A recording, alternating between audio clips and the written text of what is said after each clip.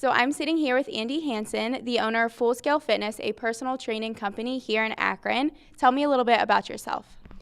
I graduated from Akron in 2015 with my bachelor's degree in exercise physiology, and then a year later with my master's degree in exercise physiology. I started personal training in 2012. I received my certification from Akron's Rec Center, and then about 2 years later, it was November of 2014, I started Full Scale Fitness. Just decided I should apply myself. So what is Full Scale Fitness exactly? So we're a local personal training company, but our niche is to do on-site training, in-home training. So we don't actually own a facility. Our typical demographic is the working individual. So, they get home at 5 o'clock. They don't want to get around, go to the gym. So we show up around 5:30, 6:30, and give them a workout, and we bring the gym to them. People love it. How do you feel Full Scale Fitness sets apart from all of your other competitors? It's our standard. It's something we call the Full Scale Fitness Standard. Basically, and all the students here learn this, it only takes 48 hours to become certified in personal training, which to me isn't enough. And so I said, well, anybody who works for me, I want to make sure they have their degree, because a 4-year degree is a lot more than just a 48-hour degree or certification, better yet. So for anybody who works for me, I got to make sure that they have that protocol baseline set, and I know that they can work with individuals who have special considerations, say, high cholesterol, diabetic, even cancer survivors.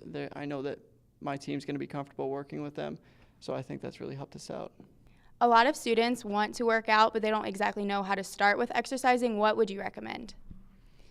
The big three is kind of what I call it. So increase your walking, so your cardiovascular exercise, increase your sleep, which we know is very hard to do as a student, and increase your water intake.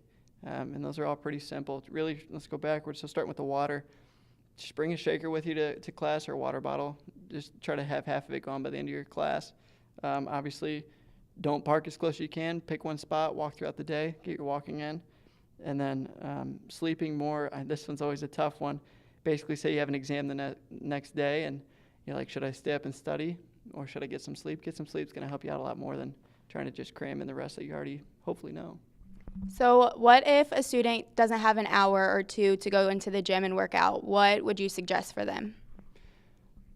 Well, what do we specialize in? In-home training. So there's a lot of things that you can do, just own body weight or some real simple equipment. If you have dumbbells, kettlebells. Some examples, you can do jumping jacks, glute bridge, body squats. You can use a bench or a chair in your house and do some tricep dips. There's plenty of exercises you can do. During his time as a student, Andy used the University of Akron's Human Performance Laboratory almost every day. He learned many exercises and gained immense knowledge of physical activity. Andy has much gratitude for the resources he received from the department. So are you happy with the success that Full Scale Fitness has received in this short amount of time that you've been running it? Absolutely. We've actually been nominated as the #1 personal training company and won for the last 2 years from the Akron-Canton Hot List, and that's over, I think there was 32 companies in the running, so I'm pretty happy about that. That is awesome. Congratulations. Thank you. Do you have any final tips for those non-exercising students out there? The non-exercisers. Set your standard now. Working with people who I can tell who didn't take care of themselves versus those who did.